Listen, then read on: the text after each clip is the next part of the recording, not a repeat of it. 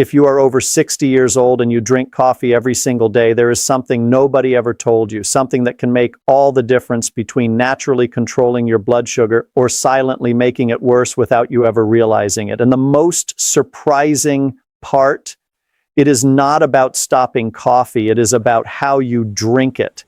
Because there is a way of drinking coffee that protects the pancreas, reduces glucose spikes, and can lower the risk of developing type 2 diabetes by up to 30%.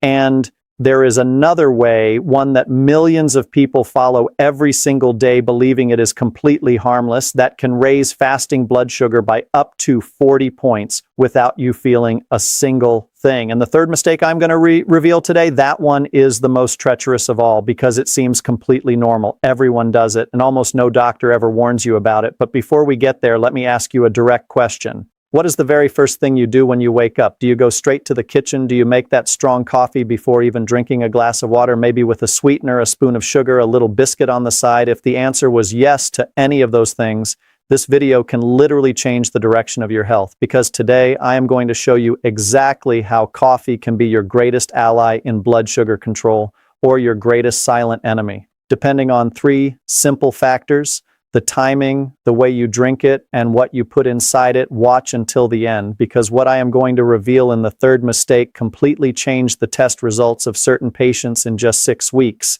And the solution did not involve a single new medication. But first, you need to understand what is happening inside your body. And this is more important than any tip I could give you. Brazil is facing a silent diabetes crisis. Over the last 20 years, cases have increased by 135%. Today, almost 20 million Brazilians live with the disease, and among people above the age of 65, that number reaches 30%, meaning 1 in every 3 elderly people has diabetes. Many of them do not even know it. And the problem does not start with the diagnosis. The problem starts years earlier with something called insulin resistance. Let me explain it in a simple way. When you eat, sugar enters the bloodstream. The pancreas detects that rise and releases insulin, which is the hormone responsible for carrying that sugar into the cells where it becomes energy. The problem starts when this process repeats itself many times in a sudden, sharp way. Every time you eat something that raises blood sugar quickly, the pancreas has to work harder. Over time, the cells of the body start ignoring insulin. They become resistant. The pancreas increases production, trying to compensate. And one day, it simply cannot keep up anymore. That is the pathway to type 2 diabetes. And do you know what largely determines this? The speed at which sugar enters the blood after meals. This is exactly where coffee enters the story. Coffee contains powerful bioactive compounds. 2 of them stand out: chlorogenic acid and trigonelli. These compounds act directly in the small intestine, where sugar is absorbed. They slow that process down. Instead of sugar rushing into the bloodstream all at once and creating a sharp spike, it enters more slowly and gradually. That means less stress on the pancreas, less insulin resistance building up over time, and less risk of developing diabetes. Large-scale studies confirm this. Researchers from Harvard and the Karolinska Institute in Sweden followed hundreds of thousands of people over the course of many years. The result was clear. People who regularly consume coffee have up to 30% lower risk of developing type 2 diabetes, and this effect is proportional to consumption. The more cups per day within a safe limit, the greater the protection. A 2025 study linked to Harvard showed that each additional cup of plain coffee with no sugar reduces diabetes risk by around 10%. But pay close attention, and this is the point that changes everything. This protective effect only happens when coffee is consumed the right way at the right time without the enemies that destroy its benefits, and that is exactly what most people do not know. Tell me in the comments, did you know that coffee could protect against diabetes? Because what comes next is going to surprise a lot of people who believe they are already drinking coffee the right way. Let us go through the mistakes, and the first one starts in the very first minutes of your day. Dangerous mistake number 1, drinking coffee on an empty stomach right after waking up. You wake up, the alarm goes off, and before you even drink a glass of water, you are already in the kitchen making coffee. Strong, hot, the first sip of the day seems harmless, doesn't it? But for people over 60, especially those who already have prediabetes or diabetes, this habit may be raising your fasting blood sugar without you even noticing. Here is why. When you wake up, your body is already in a state of natural alert. Cortisol levels, which is the stress hormone, rise naturally during the first hours of the morning. This is part of the biological cycle of the human body. Now, what happens when you add caffeine at that exact moment? Caffeine stimulates the adrenal glands to release even more cortisol and adrenaline. These hormones send a signal to the liver, release glucose into the bloodstream, the liver obeys, and your blood sugar rises without you having eaten a single thing. Studies show that this effect can raise fasting glucose between 20 and 40 mdl in people who are sensitive to caffeine, especially in diabetics and pre-diabetics over the age of 60. Think about this. If you already wake up with elevated blood sugar and you add this spike first thing in the morning, you are starting the day with your pancreas already under pressure. And that pattern, repeated every day for months and years, has a real cost on your test results. I want to ask you something important. Have you ever woken up feeling a strange tiredness, a slight dizziness, or that sensation that you need the coffee just to function? Because that may be exactly this mechanism happening inside your body. The solution exists, and it is simple. Before coffee, hydrate yourself. A glass of water when you wake up, wait 30 to 60 minutes, and most importantly, eat a protein before drinking coffee. Why protein? Because it blocks the cortisol spike triggered by caffeine, it improves liver metabolism of glucose, and it stabilizes blood sugar before even the first cup. Eggs, cheese, unsweetened natural yogurt. Any of these options before coffee already completely changes the picture for your pancreas. Small change, big impact on your test results. But the second mistake is even more common, and most people who make it believe they are doing something healthy. Dangerous mistake number 2, sweetening your coffee, whether with refined sugar, brown sugar, honey, or artificial sweetener. This habit may be silently destroying every single benefit that coffee offers to your metabolism. Let us start with the obvious. Sugar. When you add sugar to your coffee, even just a small spoonful, you are introducing fast-absorbing glucose right at the start of the day. This creates exactly the kind of blood sugar spike that coffee was supposed to help you avoid. It is like putting the medicine and the poison in the same cup. The chlorogenic acid in coffee works to slow down sugar absorption in the small intestine. But if you are already placing sugar inside the coffee itself, it simply cannot fulfill that function. The spike happens before any protection is even possible. But here comes the part that surprises most people. What about artificial sweetener, the kind with no calories, the kind that does not directly raise blood sugar? The answer is not what you expect. Recent research shows that artificial sweeteners like aspartame and sucralose, even without directly raising blood glucose, can alter the gut microbiota, which is the community of bacteria living in your intestine that plays a fundamental role in glucose metabolism.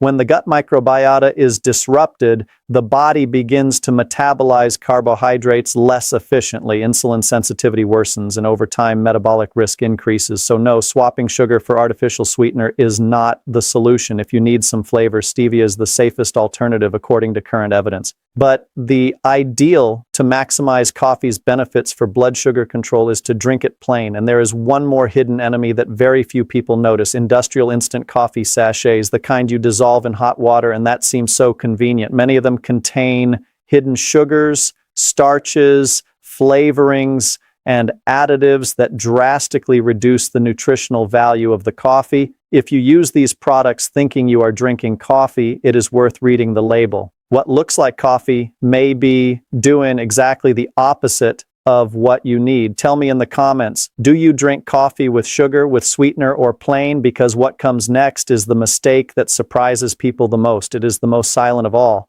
And it is precisely because of that silence that it is the most dangerous. Dangerous mistake number 3, drinking coffee at the wrong time of day. This is the one almost nobody talks about.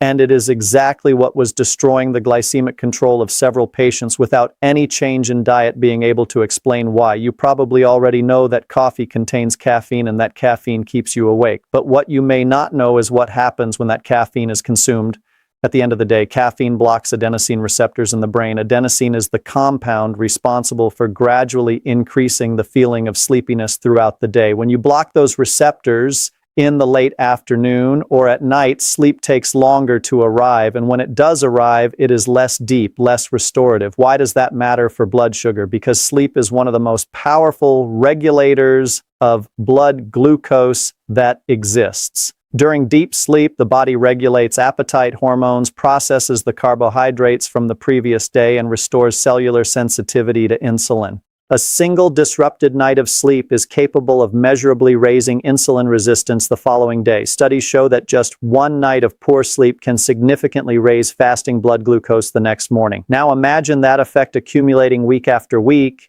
and caffeine has a half-life of 5 to 6 hours.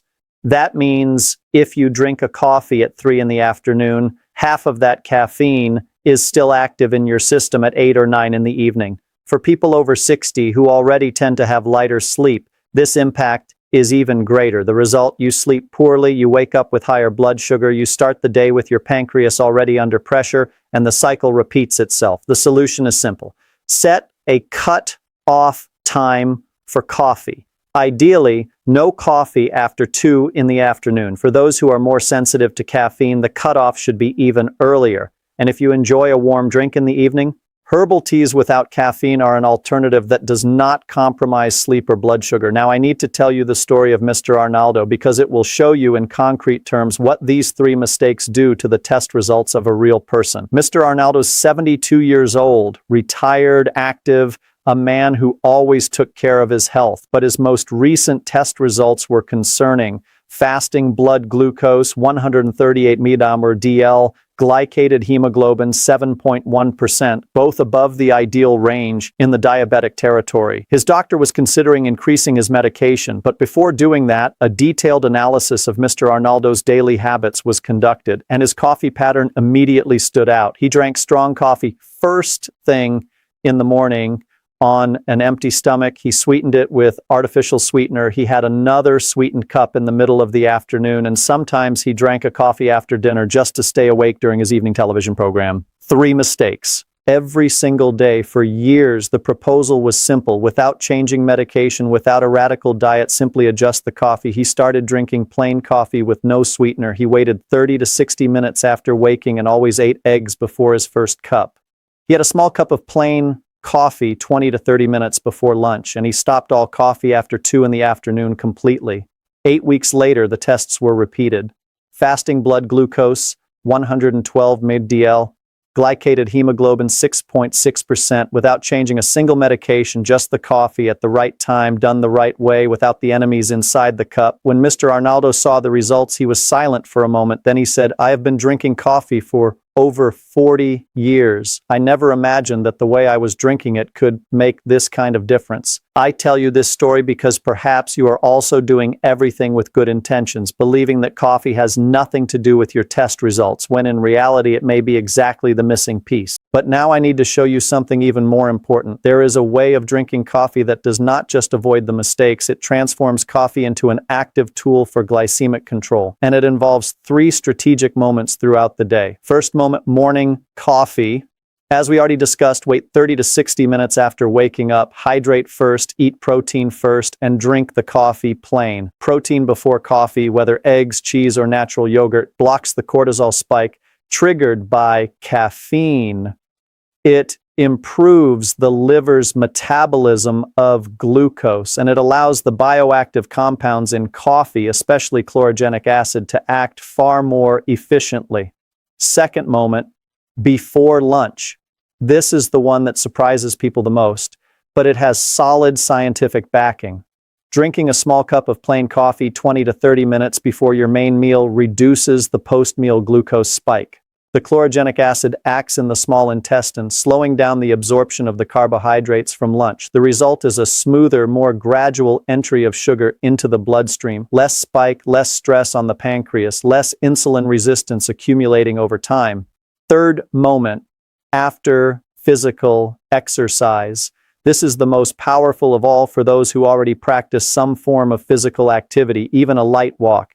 During exercise, muscles become highly sensitive to glucose. They absorb sugar from the bloodstream more efficiently, independent of insulin. When you drink coffee within 30 minutes after exercise, caffeine amplifies that effect. Muscles capture even more glucose, and blood sugar drops in a more pronounced and lasting way. For people over 60, where muscle mass naturally decreases and insulin sensitivity tends to be lower, this combination of exercise plus post-exercise coffee can be extraordinarily powerful. And speaking of exercise, there is something I need to show you because it is part of a larger system. I call it the glycemic protection triad. First pillar, coffee consumed correctly. Right timing, no sugar, no artificial sweetener, maximizing the action of chlorogenic acid and trigonelline.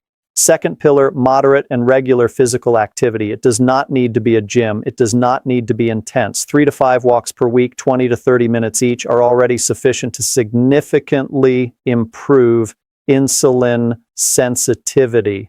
Muscle activated by exercise captures glucose independently of insulin. This means that even someone with advanced insulin resistance benefits enormously. Third pillar, adequate protein at meals, especially after the age of 60. When muscle mass begins to naturally decrease, protein at meals serves two essential roles. First, it stabilizes blood sugar because it is absorbed slowly. Second, it preserves muscle mass, and muscle is the body's greatest consumer of glucose. The more muscle you have, the more efficient your glucose metabolism becomes. Eggs, chicken, fish, legumes, unsweetened dairy products. No expensive supplement required. What is required is consistency.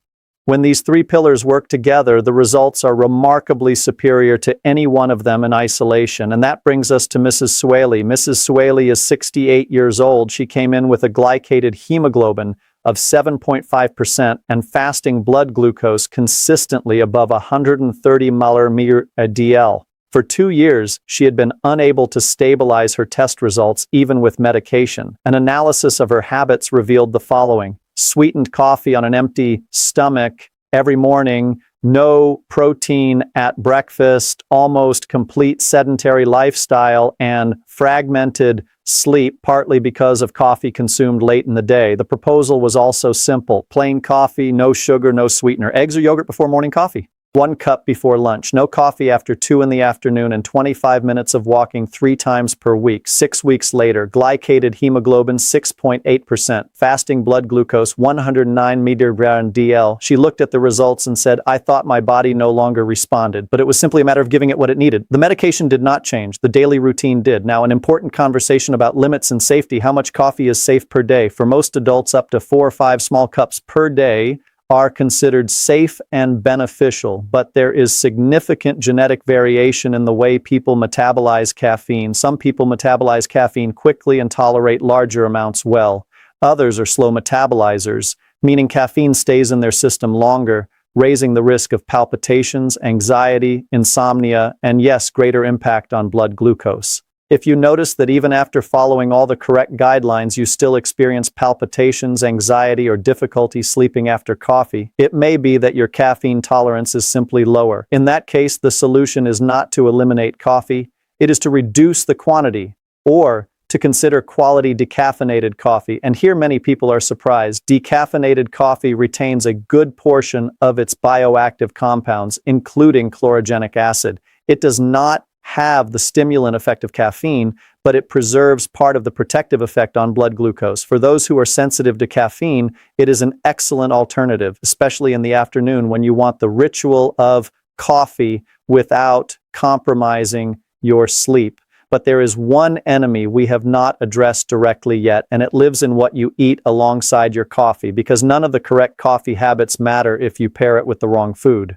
Packaged, sweetened biscuits. White bread with margarine, cream-filled cookies, industrial cake. These foods have an extremely high glycemic index. They create glucose spikes that go far beyond what chlorogenic acid can possibly mitigate. It is like carefully building a dam and then opening an enormous floodgate.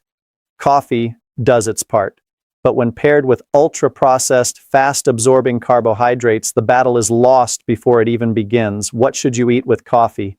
Eggs, cheese, nuts, unsweetened natural yogurt, low glycemic index fruits like strawberries, blueberries, and apples, foods that do not create spikes, foods that work in favor of the coffee, not against it. This combination, the right coffee plus the right food at the right moment, is what transforms the coffee habit from a risk into a genuine tool of real protection. After everything we have discussed today, I want one thing to be absolutely clear. Type 2 diabetes does not appear overnight. It builds slowly through choices repeated every single day, through automatic habits that nobody questions because they have always been that way. And in the same way that it builds, it can be slowed down through choices repeated every single day, through adjusted habits that nobody else even needs to notice because they simply become part of a new routine. Mr. Arnaldo had been drinking coffee the wrong way for 40 years. Mrs. Sueli too, not out of carelessness, out of lack of information. And now you have that information. The coffee you drink tomorrow morning can be exactly the same as today in every single way, except for the timing, the composition, and what comes before it. And that difference may show up in your next test results in a way that will even surprise your doctor. But pay attention, and this is fundamental. Everything we discussed today consists of complementary adjustments to medical treatment.